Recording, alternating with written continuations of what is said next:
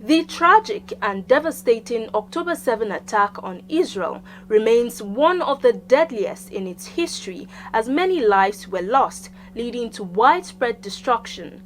It all began like a nightmare when Hamas and other Palestinian militant groups launched coordinated armed incursions from the Gaza Strip into southern Israel, marking the first invasion of Israeli territory since the 1948 Arab-Israeli War.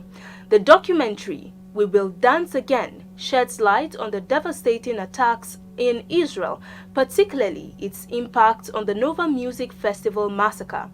News brings details of the movie screening.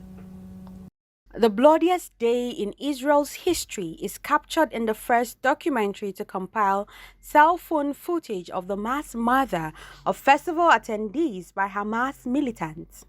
Director Moza masterfully weaves together cell phone footage and survivor accounts which create a heart-wrenching narrative. The film focuses on a dozen survivors in their 20s, capturing their fear and resilience. Moza highlighted the innocence of how victims who came to a party for love and peace, freedom, face the evils of man's inhumanity to man.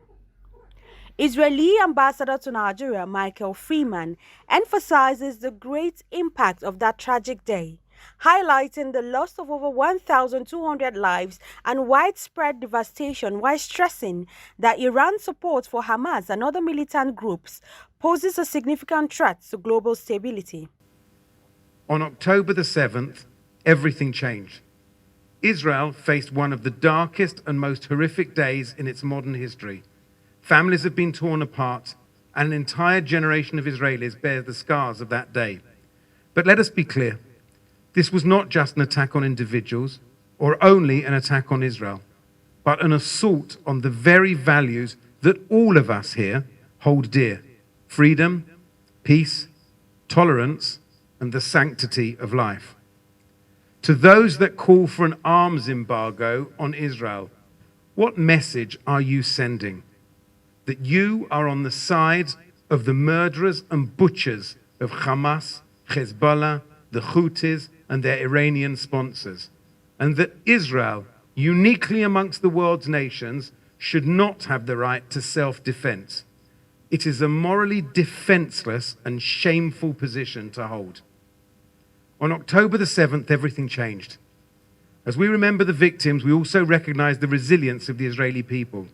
Our history is filled with moments of hardship, but time and time again, we have stood together in the face of adversity.